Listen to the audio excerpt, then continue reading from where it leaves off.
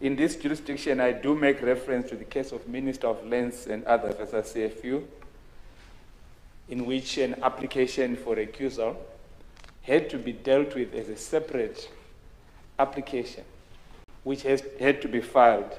There was not a specific issue as to whether or not they ought to be separate and specific. It was assumed, and I think correctly so, in our submission. Then in the South African cases that I've cited, the President of the Republic of South Africa and others, and Judge President Lope versus Premier Western Cape, it's also apparent and very clear there that the court dealt with recusal in terms of a specific application that had been made for the purpose. That is the first basis for our submission, that there is no application for recusal. But the second basis turns on principle, which is in terms of the rules of this court. For a person to get relief from this court, it is tried that there ought to be an originating set of papers we call pleadings. And it is from those originating papers that relief can be obtained. Our rules provide for applications, which is one way of approaching this court. The other procedure is where you are approaching this court by way of an appeal, or you are in this court by way of a referral, and then the exceptional situations where this court may want to make some decision, but that has to be because there is an application before it. Our reading of Rules 14 and 16 of the Constitutional Court rules, by necessary implication, means that you ought to always file an application if you need any relief from this court. If those rules are properly construed, my ladies and my lords, it is very clear that relief ought to be indicated by the litigant in terms of a draft order. The other parties have to be given an opportunity to respond. And this is in writing. You have to say out the grounds upon which you are seeking relief. Yes, may I interrupt you for just a minute? And this time I'm addressing all parties. The court is putting everyone who is going to address the court on terms, in terms of time. I know you started before I said that, Mr. Matuku, but... my lady, I won't be taking long.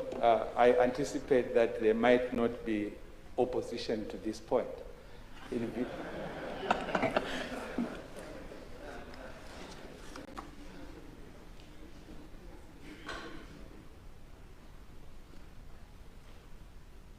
Very well. So on this particular point of whether or not the request for or application for a recusal is properly before us, the court is giving all the parties who are going to make submissions on this not more than 10 minutes. Right? So your 10 minutes are almost up, Mr. Matuko, I think. Thank you, my lady, and my ladies and my lord. My lords, the point is I will abide by paragraphs 4 to 10 of the supplementary heads that I've filed. I think they are sufficiently clear. And like I've said, my ladies and my lords, from the submissions that were being made by Mr. Martinez, although they were coming rather prematurely, and also from a document that we received just 5 minutes before you came in, which suggests that there is some application made elsewhere for recusal. It suggests an admission on the part of the third respondent that there is no proper application before the court. I will then rest my case on the basis of referring the court to paragraphs 4 to 10 of the supplementary heads that I filed. That will be all, my lady. Judge Garba has a question. Your position, Mr. Maduku, is that there ought to be an originating set of papers. Yes. You just a few minutes ago asked us to grant leave for you to file supplementary heads of argument. Where are the papers? My Lord Justice Garwe, that's an important question.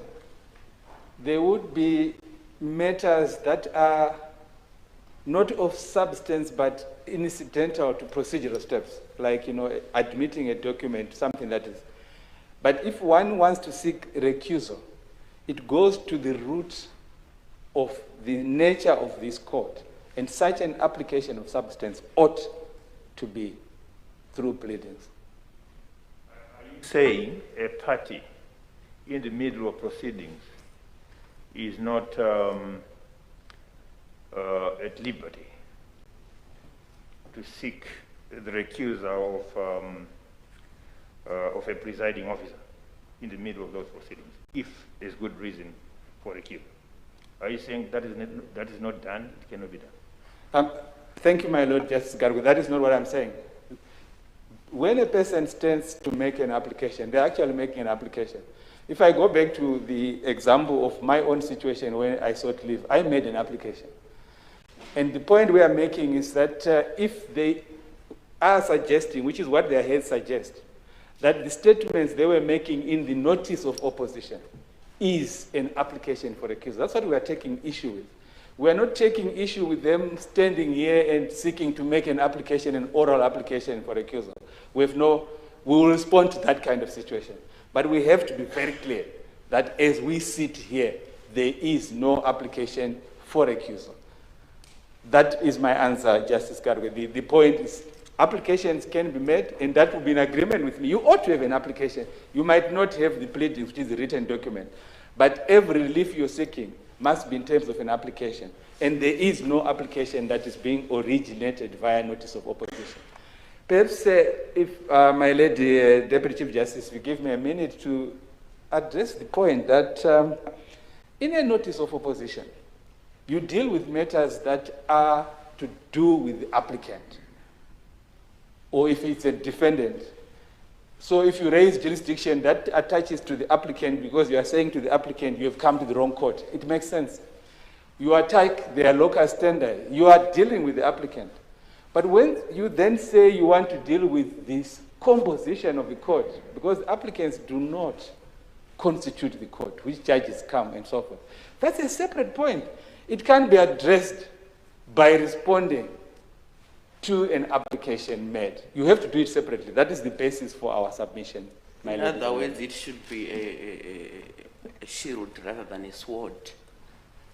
Indeed. What you're saying. Thank you, my lady. Professor Maduku, let's cut to the chase. If it is a preliminary issue, is it not? Yes. It's not of any great consequence to the larger issues at stake.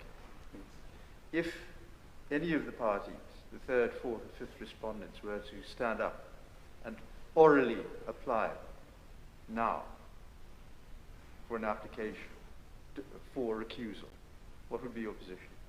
If they were to stand up now and say, my lords and ladies, we wish to apply for the recusal of the entire bench, what would be your position?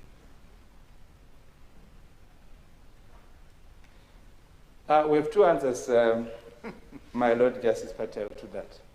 The first is that when they do that, they would have made some application which we will deal with. And our response, which is the second response, that would be an application if they stand and do that. But secondly, when we respond to such an application in this court, in the Constitutional Court, and I think that would be the same in the Supreme Court, we will simply oppose it on the basis that such a fundamental application ought to be in writing. And in fact, the point that is made in paragraph 7 of my heads is exactly that. Seeking the recusal of senior judges is, I would want to borrow an expression I have never used. It's not a walk in the park. And so we would then respond at that stage and say, well, that you are merely giving notice that you seek the recusal of judges. Put it in writing so that we get this on record. If I may tell the court, in the High Court, we have situations of this nature. When someone stands to say that the parties will normally agree on some management that you now reduce your application, put it in writing, and then the other parties. And so some case management takes place at that stage. But very few judges would sit there to simply listen to an oral application for recusal in the High Court. But not at this level. Not at this level. And that's what we are indicating in our heads. And we can show Justice Patel that if you look at the authorities that are cited in the South African case of President South Africa, they are from all over, Australia, Canada, every jurisdiction. When you seek recusal at the level of this court, again, let me use that expression, it is not a walk in the park. Those will be my answers.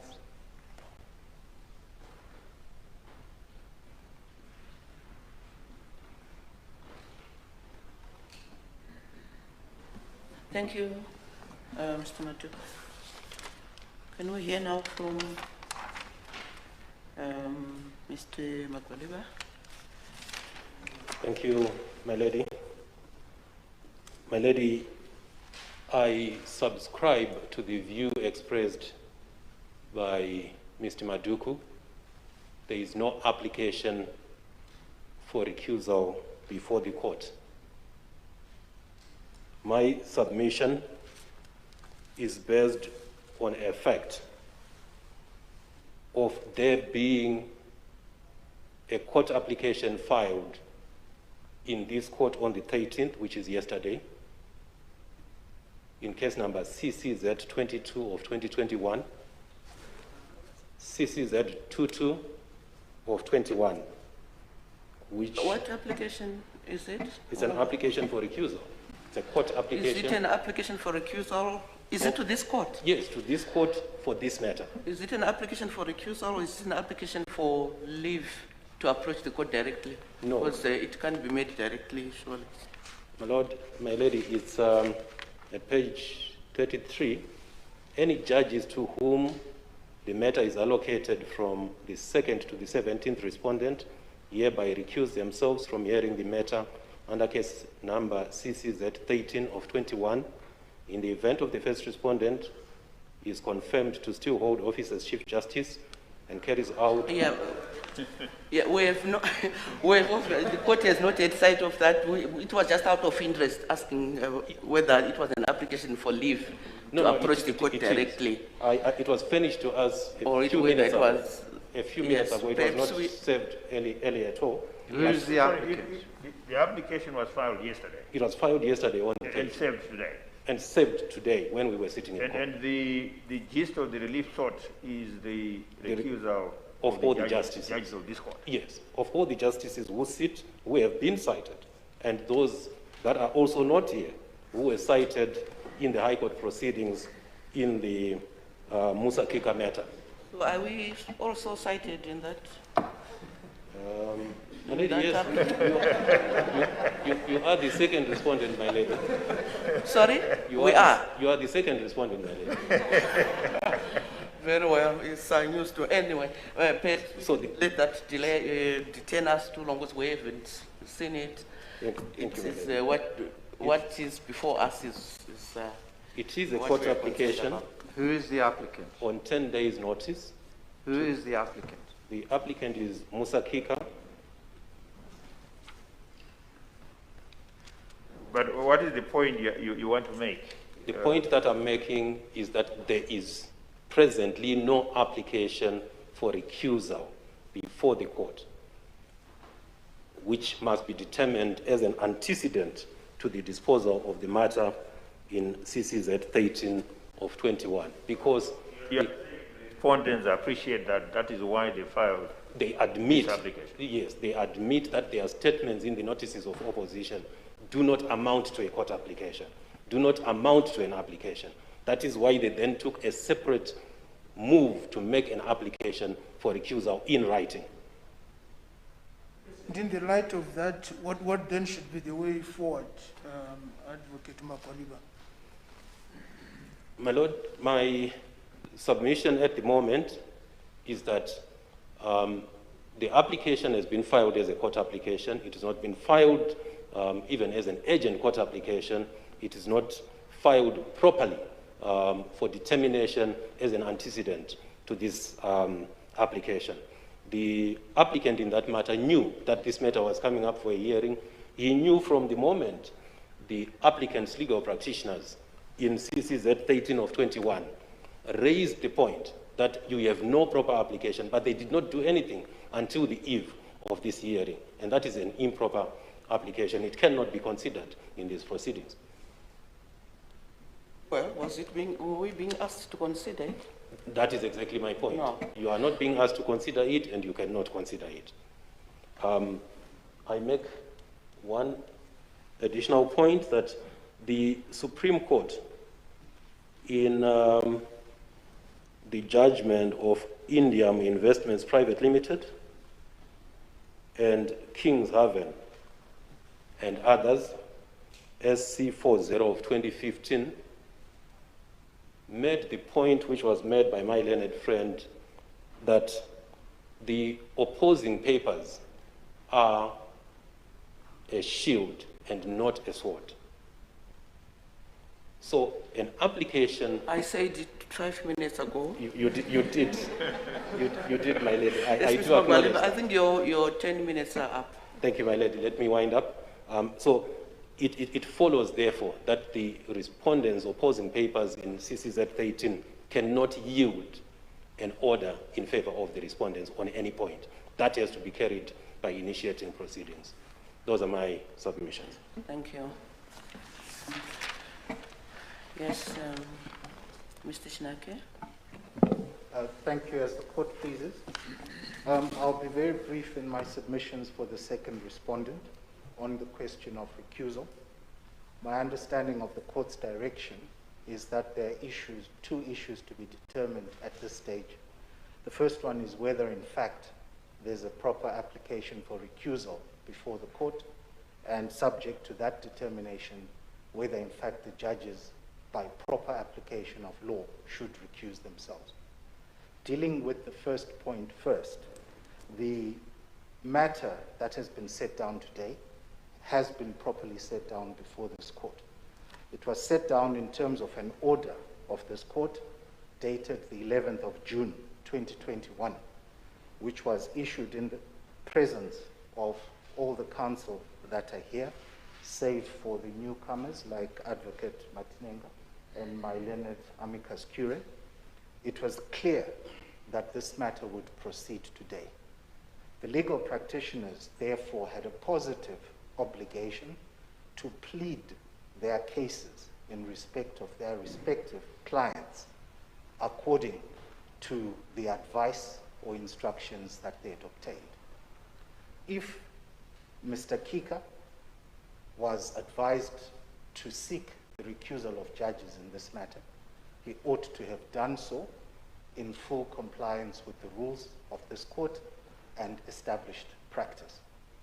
To wit, he was required to file a separate application, either in the form of a counter application or fresh proceedings, where the relief that he would have sought would achieve his legal objective. He did not do so. The key fact that the court should consider is that when a court is faced with an application for recusal of a presiding officer, that application is premised as follows. Every judicial officer is presumed to be independent.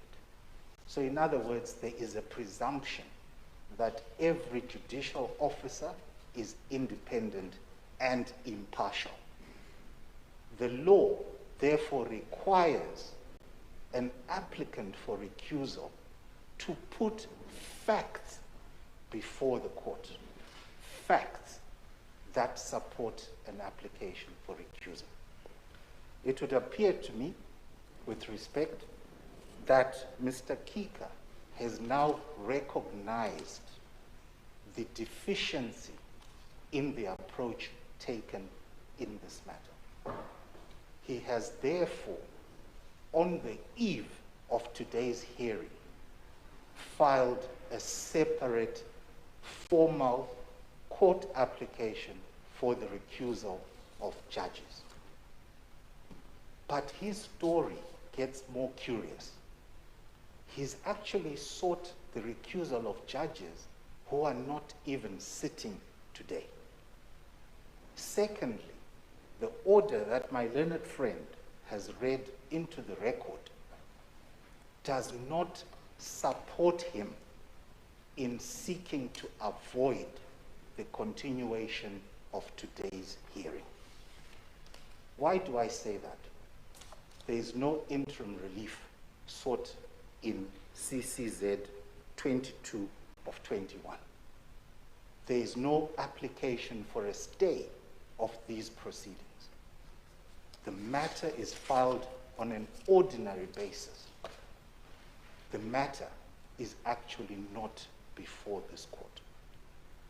So by pure operation of law, there is no impediment that would prevent this honorable court from ruling, which I respectfully urge it to, that there isn't an application for recusal before it. The application for recusal is pending somewhere in the registry, and all the parties here have 10 days to deal with it. In the circumstances, I respectfully aver that the position of Mr. Mapungu is no more than a delaying tactic. This court must not be unduly detained by that. Oh, Mr. Kika, sorry. My apologies, my lady. It's Mr. Kika. He's the respondent, one of the respondents. I stand guided. Those would be my submissions. And I think while I'm on my feet, it is important perhaps to refer this honorable court to a recent judgment in the High Court of South Africa, which in my humble view sets out the test that would be required should we go to phase 2. And this is the case of Bennett, Susan Hillary. Bennett, Mr. Chinake, why are we being lumped with this case at this juncture? Well, I take the point that we haven't got to that stage, and therefore I will not persist in referring to it. While you're on your feet, Yes, same question that I posed to Professor Maduku. Surely the substance of this matter is twofold. Whether these judges here present should continue to hear the matter, should hear the matter, and if they do, what relief can be granted to the applicant. Those are the two main issues we are faced with, are we not? That is correct, my lord. So why do you persist with your opposition to the application? Which application, my lord? No, not the application, with your opposition to the application for recusal on the basis that it has not been properly made. The simple point, my lord, is that the litigant who is making those averments has filed a separate application. So to put it differently, the facts before you... Surely, if it's disposed of here and now, we don't have to wait that long. Yes, my lord, but the... Isn't expedition a necessary feature in the delivery of justice? Yes, my lord, I make 2 points. The first one is that I don't represent Mr. Kika. His counsel is at liberty to look at the circumstances and decide what to do, which may include moving an application for recusal from the bar. Should that happen, all the respondents are able to deal with that application today and place the court in a position where it can make a decision. So for the record, all of us, well, certainly for myself, I am ready to argue the question of whether any of the judges sitting today should recuse themselves here and now. It's a matter of fact and a matter of law. We have the authorities we are able to make submissions that may be useful to the court in that regard. But it is not for us to advise the applicant on what to do. Once he makes an election, we will respond accordingly. And it is also not for you to make those submissions, Mr. Chinake, because you are supposed to be keeping a watching brief. You didn't file any. Yes, in respect of the merits, my lady. Yes, But well, in respect of the entire matter, you were supposed to keep a watching brief and not to argue the matter, but never mind. Just wanted to highlight that Well, my lady, Mr. Magwaliba and Mr. Chinake are supposed to be keeping watching briefs and not fighting in Professor Maduku's corner. no, my lady, with respect, we're not fighting in Professor Maduku's corner per se. The legal position is that an application was filed seeking specific relief. Yes, I think we keep on harping on the application that was filed yesterday. Does that preclude No, not the one filed yesterday, my lady. The main application, the main application, 13 of 21. Yes, but the application that was filed yesterday, seeking for the recusal of these judges, does that preclude anybody who's objecting to our hearing of the matter from standing on their feet before us and say, you can't proceed? Does No, that preclude anyone them? can object, but the second respondent then has a right to speak. No, So the fact that it's a watching brief doesn't prevent the second respondent from assisting the court in respect. we already have a friend of the court, and you Well, were it's supposed up to keep. to the court to decide, my lady. If you prefer me not to make the submissions, I wouldn't make them. But certainly, Isn't that what a watching brief entails? Maybe I- I'm mistaken. A watching brief? Well, I think I respectfully disagree, my lady, because my brief is to protect the second respondent's interests in the matter. Any issue that arises that affects the second respondent looks to me to address. Even though you haven't filed any papers one way or the other for the second respondent. I'm just raising it, but Yes, it's not the turning point. Yes, my lady, so if during the course of proceedings where I have a watching brief, I believe as a legal practitioner, I have the right to speak in my client's interests should something arise which had not been anticipated.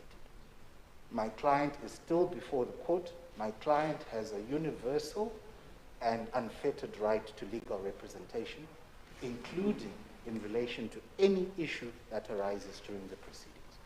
That would be my Yes, thank you, submission. Mr. Chinak. I'm most obliged to the court. Thank you. Mr. Matinenka?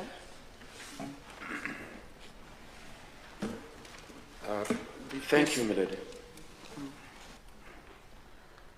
I do admit that before yesterday afternoon, there was no written application filed with this court seeking recusal.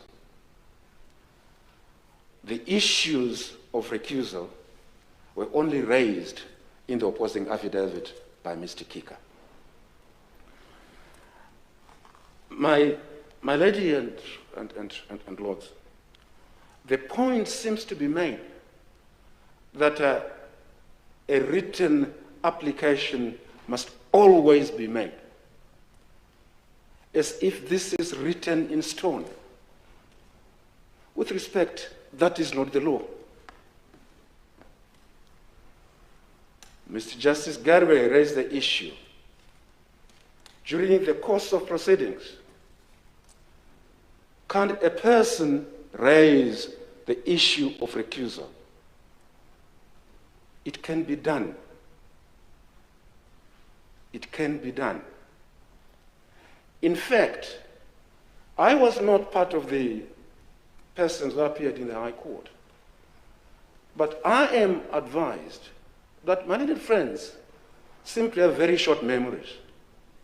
Because in the High Court, an application was made for the recusal of Mr. Justice Shaw.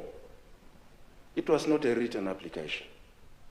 It was determined nevertheless. It is consistent with this court's approach that it needs to look at the substantive issues which will resolve the dispute between the parties, not to rely on petty procedural issues. If I may refer the court to a judgment of one of you, that is Mr. Justice Cashwell, which clearly addresses this issue. I'm referring my ladies and lords to the judgment of the Assistant Trustees for the Diocese of Harare versus Church of the Province of Central Africa.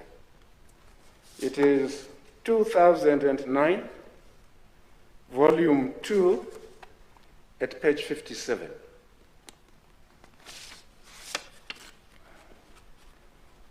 I dare say that the judge in that case does make the observation that it is appropriate that one must make a written application.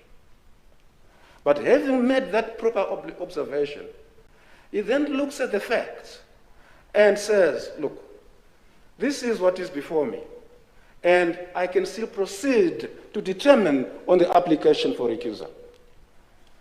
And the point he makes in that judgment is that it must be a written application if there is potential for dispute on the facts. And he does say in that judgment that despite this potentiality, he was still able, absent a written application, to decide on the application for recusal. In my submission, yes, the application was filed late yesterday, and it was filed late because, as I said, I was not part of these proceedings initially. But having looked at the papers, and in my assessment of the issues, and not considering that it is wrong to make an oral application, I advise that, acting out of abundance of caution, a written application should be made. At the end of the day, this court must ask itself, has it been given the relevant matter within which to make a decision? In my submission, that relevant matter is before it. And in my submission, the court can make a decision. Those are my submissions, unless, of course, the court wants to make any. Just so that I'm clear in my mind, you are not making an oral application for recusal. You are abiding by. Sorry? I said I do two things. The first one is that, as I said, a written application was filed admittedly late afternoon yesterday. Hopefully it is before the court. I'm not even sure whether each of you has got a copy of that written application. But in the event that it was not circulated to all of you in time, I make an oral application to the same effect as the written application. And the oral application is consistent. Since we have not had sight of that application, perhaps you could make the oral application I said the oral, in conformity with whatever submissions. Yes, in conformity with the written submission. Do you mind not speaking when I'm speaking? Thank you. In conformity with the submissions made before the court. Yes, and in conformity in particular with the points raised in the notice of opposition which address these very same issues. Thank you.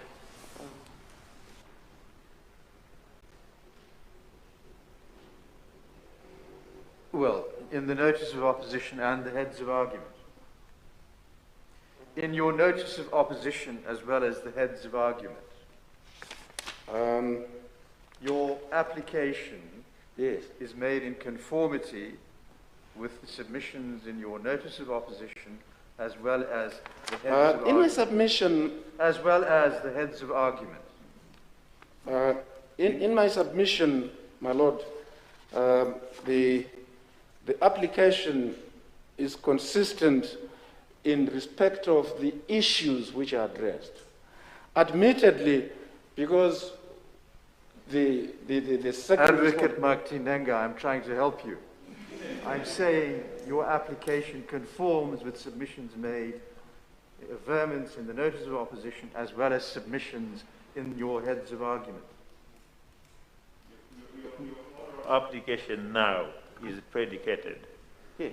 on the notice of opposition and the heads of argument. So, yes, I did say my oral application is consistent with what is set out in the notice of opposition.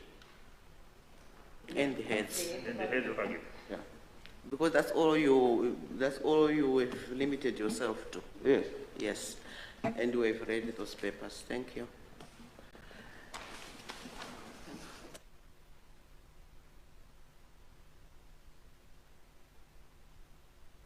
Thank you, Mr. Martineng. Mr. Drafos? My ladies and my lords, our position is that the point taken by the applicants is premature. It is premature because we have not yet moved an oral application for the recusal of the honorable justices.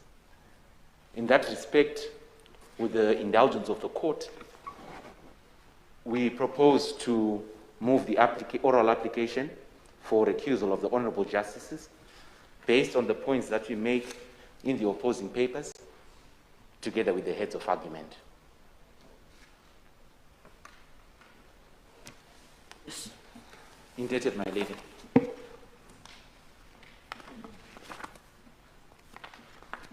So you accept that there is no, well, I mean, there is no written application before us.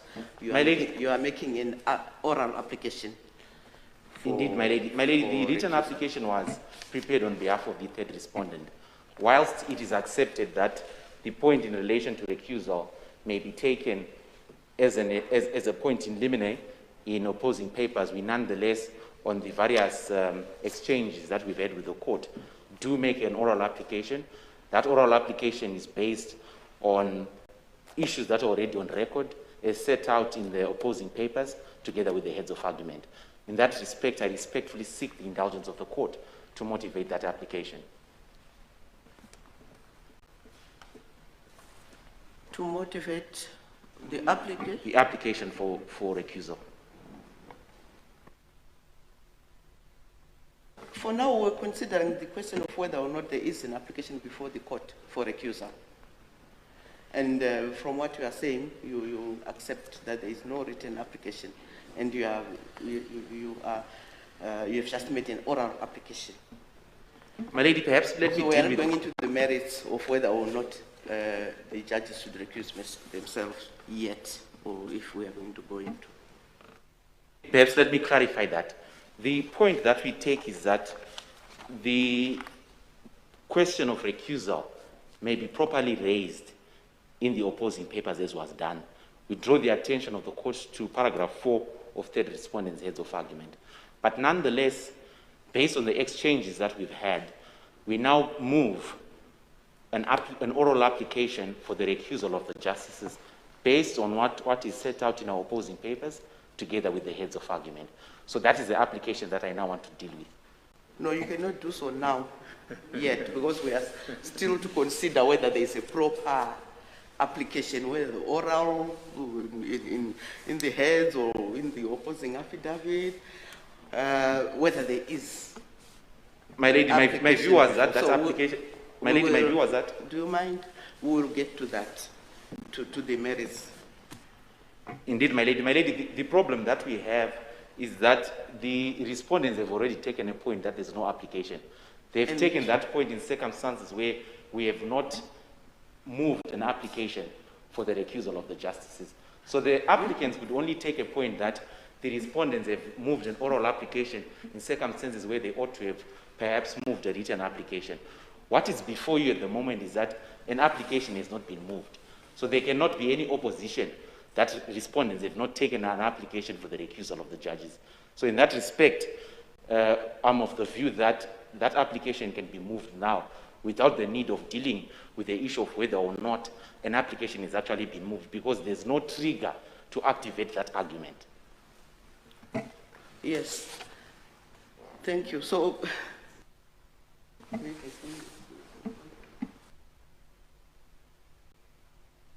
So I still maintain the position that, because I'm having problems really understanding your, because for now you're simply going to, and you have done so, you have done so to address the question raised by Mr. Maduku, that there was no proper application for recusal, a written application for recusal, written or oral anyway, there wasn't.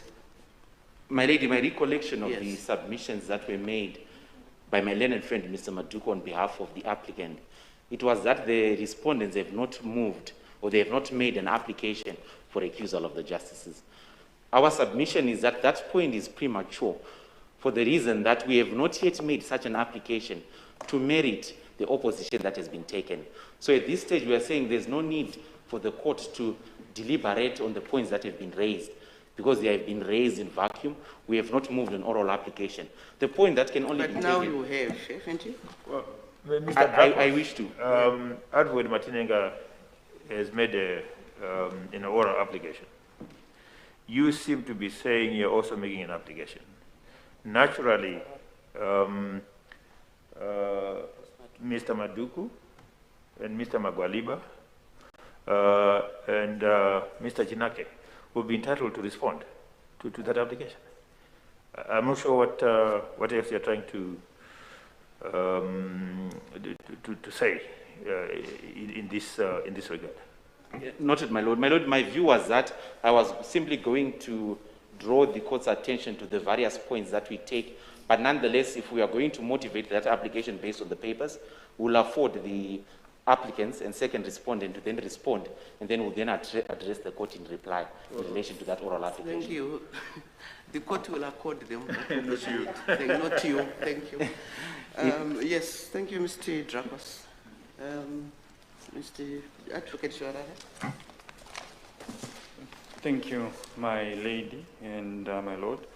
My lord, paragraph 37 of the amicus heads addresses this issue.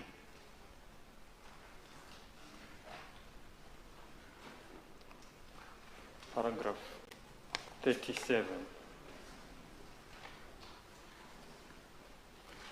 In that paragraph, attention was made or was brought to the fact that no cause can be founded in opposing papers.